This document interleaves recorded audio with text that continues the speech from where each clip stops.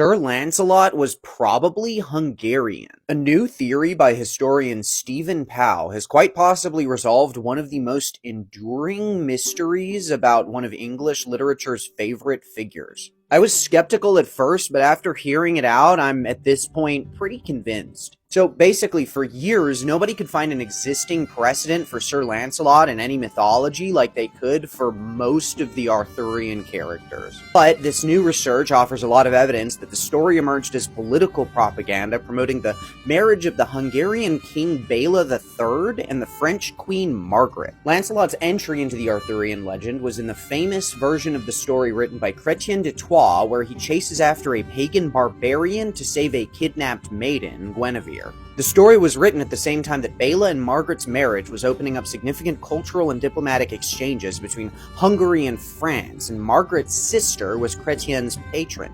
Furthermore, in the beginning of the book, where Lancelot takes prominence, it's mentioned that the author was explicitly given the plot's outline to build a story around. That story of the maiden rescue is nearly identical to one of the most famous tales of King Laszlo, depicted on many medieval Hungarian frescoes wherein he chases after a kidnapped maiden stolen by a nomadic Cuman raider. King Bela promoted the cult of Laszlo diligently, petitioning the Pope for his sainthood and advocating for him in Hungary to legitimize Bela's own rule. Furthermore, this wouldn't have been the only time that Lancelot was used as a French translation of the name Laszlo, certainly not. Other Hungarian Laszlos were often translated as Lancelot in French records from the same time period, and the names often translated in other languages as Lanislao, Lanslao, or Ladislaus. And the very structure of the romance also indicates that Lancelot's name would have held a lot of dramatic weight to the new Hungarian guests of the French court.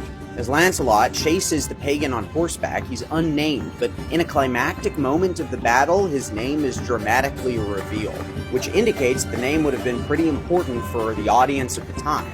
I think all of this, which seems pretty obvious in retrospect but just wasn't considered for hundreds of years, is made even more remarkable by the fact that King Laszlo's damsel in distress rescue may have never actually happened. It's possible that the Hungarian legend pulls elements from pre-Christian Hungarian folklore shared by other Eurasian steppe nomads. In other words, a semi-Asiatic horse-lord Hungarian myth found its way into one of the most canonical Western fairy tales. Isn't that wild?